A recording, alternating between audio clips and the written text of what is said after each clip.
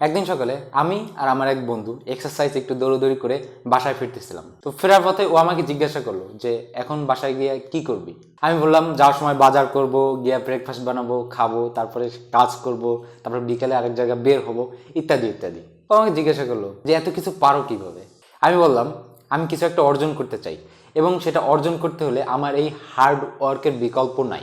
So আপনি যদি জিজ্ঞাসা করেন আমার মোটিভেশন কি, আমি কিছু একটা অর্জন করতে চাই, আর এটাই আমার মোটিভেশন নিয়ে এই চ্যানেলে এটাই প্রথম এবং শেষ ভিডিও। কারণ এগুলো নিয়ে বারবার কিছু বলার নেই। আমরা যখনই কোনো কিছু অর্জন করার চেষ্টা করি বা কোনো কিছু শিখতে চাই, তখন আমরা জানি যে আমরা কি চাই। সো সেটা না পাওয়া পর্যন্ত কাজ করব, এটাই তো হওয়া উচিত। এখানে আবার মোটিভেশন কেন লাগবে? তবে হ্যাঁ, মাঝপথে কিছু হতাশা আসতে পারে। যেমন এটা হতে পারে আপনি শুনেছেন যে এই কাজটা করতে 6 মাস লাগবে, কিন্তু আপনি যখন এই কাজটা করতে গেলেন তখন দেখতেছেন যে 6 মাসের বেশি সময় লাগতেছে এবং এই কারণে আপনি হতাশ হয়ে যেতে পারেন। কিন্তু হতাশাই সমাধান না, আমাদেরকে সমাধান খুঁজতে হবে।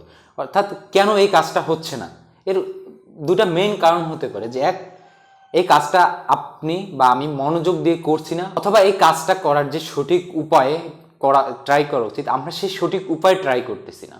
তো এই প্রবলেমটা যদি আমরা আইডেন্টিফাই করতে যাই যে যদি আমি মনোযোগ সহকারে সঠিক টাইমটা দিচ্ছি কিনা, যদি না দিয়ে থাকি তাহলে আমাকে সেই টাইমটা দিতে হবে। আর যদি এমন হয় যে আমার সঠিক উপায়ে ট্রাই করা হচ্ছে না, তো এটা বুঝবো কিভাবে যে আমার এই কাজটা আমি সঠিক উপায়ে ট্রাই করতেছি কিনা? এর জন্য আমরা যে কাজই করি না কেন, এটা পৃথিবীতে অন্য কেউ না কেউ করছে বা করে সাকসেসফুল হয়েছে।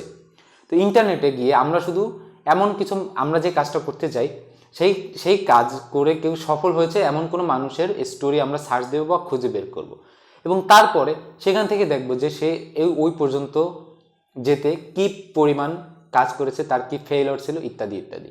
এবং এইভাবে যদি কয়েকজনের স্টোরি দেখা যায় তাহলেই আমরা আমাদের যে সঠিক উপায়ে আমরা কাজ করতেছি কি না এই জিনিসটা আইডেন্টিফাই করতে পারবো। তবে আমাদের মনে রাখা উচিত যে আমি যে কাজে সফল হতে চাই বা আমি যে ফিল্ডে কাজ করতে চাই, আমি যেন স্টোরি বা অ্যাডভাইস বা যা কিছু আমি যেন সেই ফিল্ডের মানুষের কাছেই শুনি। আমি যদি একজন প্রোগ্রামার হতে চাই তাহলে অবশ্যই একজন প্রোগ্রামারের স্টোরি শুনবো। আমি যদি একজন ডিজাইনার হতে চাই তাহলে অবশ্যই আমি একজন ডিজাইনারের স্টোরি শুনবো। এবার আসি টাইম ম্যানেজমেন্ট। আমরা দিনে 24 ঘন্টা সময় পাই এবং এই 24 ঘন্টার সময় কিভাবে ব্যবহার করব, এটাই হচ্ছে টাইম ম্যানেজমেন্ট। প্রতিদিন আমরা কি করি? আমরা খাই, ঘুমাই, কিছু ইম্পর্টেন্ট কাজ করি, কিছু ডাম্বেস্ট কাজ করি, আমরা রিলেশনশিপে সময় ব্যয় করি, তারপরে আমরা এন্টারটেনমেন্ট হই, ইত্যাদি। এখন আমাদের এই কাজগুলোকে 24 ঘন্টা সময়ের ভিতরে ভাগ করে নিতে হবে এবং ইম্পর্টেন্ট কাজটা আমি কতটুকু সময় দেবো, আনইম্পর্টেন্ট কাজটা আমি কতটুকু সময় দেবো, আনইম্পর্টেন্ট কাজকে আমার প্রতিদিন করার দরকার আছে কি না, এই সব কিছু আগে থেকে সেট আপ করে রাখতে হবে মাইন্ডে। আর আপনি যদি প্রপারলি টাইম ম্যানেজমেন্ট করতে পারেন তাহলেই আপনি একজন ডিসিপ্লিন পার্সন হবেন। আর একটু কষ্ট হলেও আমাদের ডিসিপ্লিন থাকা উচিত।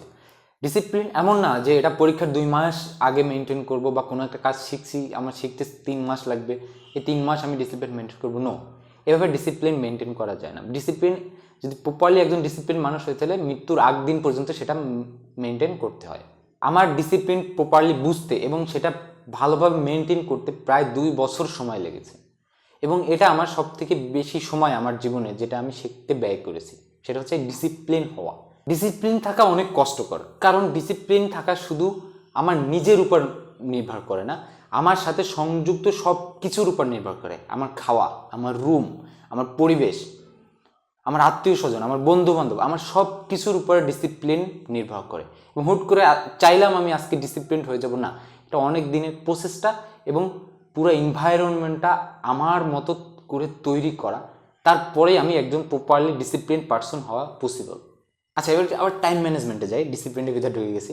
সেটা হচ্ছে আমাদের কিছু কাজ প্রতিদিনই করতে হয়, এর ভিতরে ঘুম, খাওয়া, এরকম আরও 2-1টা কাজ থাকে যেগুলো আমাদের প্রতিদিনই করতে হয়। এই কাজগুলো আমাদের উচিত একদম টাইম বেঁধে দেওয়া, যে আমি এত ঘন্টা ঘুমাবো, আমি খাবার বা ইত্যাদি কাজে ঠিক এত ঘন্টায় ব্যয় করব। এই খাওয়া ঘুম বাদেও আমরা একটা কাজ প্রতিদিন করি, সেটা হচ্ছে আমরা আমাদের মোবাইল ব্যবহার করি, এবং এই মোবাইল আমরা কতক্ষণ ব্যবহার করব এটারও একটা ফিক্সড টাইম থাকা দরকার। যারা মোবাইল বেশি ব্যবহার করেন এবং পাশাপাশি কোনো কাজ করতে চান, তারা দেখবেন আপনি যেদিন সবথেকে কম মোবাইল ব্যবহার করছেন সেই দিন সবথেকে বেশি প্রোডাক্টিভ ছিলেন। ডিজিটাল ওয়েলবিং নামে একটি বিল্ট-ইন সফটওয়্যার থাকে অ্যান্ড্রয়েড বা গুগলের পক্ষ থেকে, ওইটা থেকে আপনি দেখতে পারবেন যে আপনি কত ঘন্টা মোবাইল চালিয়েছেন। তো সেক্ষেত্রে আপনাকে প্রতিদিন একটা ফিক্সড অ্যামাউন্ট সেট করে নিতে হবে যে আমি এই কয় ঘন্টা মোবাইল চালাবো, এর বেশি চালাবো না। সেটা হতে পারে 2 ঘন্টা 3 ঘন্টা, বাট আপনি যদি 5 ঘন্টা মোবাইল চালান আপনাকে সেটা ফিক্সড থাকতে হবে। এবারে আসি, আমরা কাজ করি, তো কাজ করে আমাদের কিছু কাজ আছে আমরা টানা কাজ করি, হয় অফিস করি 8 ঘন্টা, বা আমরা নিজের কিছু শেখার কাজ ব্যয় করি 5 ঘন্টা, বা অন্য কোনো কাজ করি। সো টানা কাজ করতে গেলে আমাদের অনেক ক্ষেত্রে টানা মনোযোগ 5 ঘন্টা কেউ কখনোই মনোযোগ ধরে রাখতে পারবে না। তো সেক্ষেত্রে কি হয়, আমরা মাঝে মাঝে ব্রেক নিই, এবং এই ব্রেক নেওয়ার সময় আমরা ধরে নিই যে ওকে আমরা 1 ঘন্টা কাজ করছি, এবার একটু ব্রেক নেওয়া দরকার। আর ব্রেক নিতে যেয়ে আমরা 1 ঘন্টা কাজ করার পরে 2 ঘন্টা আমরা সময় নষ্ট করি। সো এই জিনিসটা কীভাবে মেনটেন করা যাবে, যে আগে থেকে আমাদের মাইন্ড বিল্ড আপ থাকবে যে আমি যখনই ব্রেক নেব আমি 10 মিনিট 20 মিনিট এর বেশি ব্রেক নিব না। যখন আমি 1 ঘন্টা বা 2 ঘন্টা টানা কাজ করার পর ব্রেক নিতে উঠবো, তখনই আমি আমার মোবাইল বা ঘড়ির স্টপ ওয়াচটা চালু করে নেব, এবং আমি আমার মাথায় আগে থেকে বিল্ড আপ থাকতে হবে যে আমি 10 মিনিট বা 20 মিনিটের বেশি ব্রেক নেব না। তো স্টপ ওয়াচ চালু থাকলে আমি আমার টাইম কাউন্ট করবো যে হ্যাঁ 20 মিনিট হয়ে গেছে, ওকে আমার ব্রেক নেওয়া শেষ, এখন আমি আবার কাজে ফিরবো। কিন্তু এই টাইমারটা যদি না রাখি তো কখন যে 2-3 ঘন্টা আমরা ব্রেক নিয়ে ফেলবো 1 ঘন্টার কাজ করতে, যে এটা আসলে বলা যায় না। সুতরাং আমি টাইম ম্যানেজমেন্ট আর হচ্ছে মোটিভেশন এই দুটোকে যদি আবার একটু আমি এক লাইনে বলি, যেটা হওয়া উচিত বলে আমি মনে করি বা আমি নিজে ফলো করি, সেটা হচ্ছে মোটিভেশন হচ্ছে আমি একটা জিনিস অর্জন করতে চাই, এটাই আমার মোটিভেশন। ওটা যতক্ষণ পর্যন্ত না পাবো ততক্ষণ পর্যন্ত আমি ওটার জন্য কাজ করে যাব। এবং টাইম ম্যানেজমেন্ট হচ্ছে আমার দিনে 24 ঘন্টা, এবং এই 24 ঘন্টা আমি কিভাবে ব্যবহার করব, এটাই হচ্ছে টাইম ম্যানেজমেন্ট। তো এই ছিল মোটামুটি টাইম ম্যানেজমেন্ট এবং মোটিভেশনের ব্যাপারটা। তো আমি যতটুকু সম্ভব প্র্যাকটিক্যাল থাকার চেষ্টা করেছি, কোনো টিপস অ্যান্ড ট্রিক্স বা কোনো অ্যাপস বা ইত্যাদি সাজেস্ট করতে আমি যাইনি, কারণ এগুলো খুব ফ্যান্সি লাগে। কারণ আমরা যদি আমার নিজেদের মাইন্ডটা যদি আগে থেকে সেট না করি যে আমি কি করব কিভাবে করব, তখন এইসব টিপস অ্যান্ড ট্রিক্স এবং অ্যাপ এগুলো কোনো কাজে আসে না। আমি নিজেও অনেক ক্ষেত্রে অনেক অ্যাপ বা ট্রাই করতে গেছি, কিন্তু হয় না। আমার ফিক্স আমার মাইন্ডটা আগে সেট থাকা লাগে যে ওকে আমি কী করবো, দেন টিপস অ্যান্ড ট্রিক্স বা মোবাইল অ্যাপস আমাদের হেল্প করতে পারে। কিন্তু যদি আমি মাইন্ড সেট আপ না করে আমি কোনো অ্যাপ বা এইসব ব্যবহার করতে চাই, তাহলে এটা কোনো কাজে আসবে না। ওকে, আপনি যদি এই পর্যন্ত ভিডিওটা দেখে থাকেন, থ্যাংক ইউ ভেরি মাচ।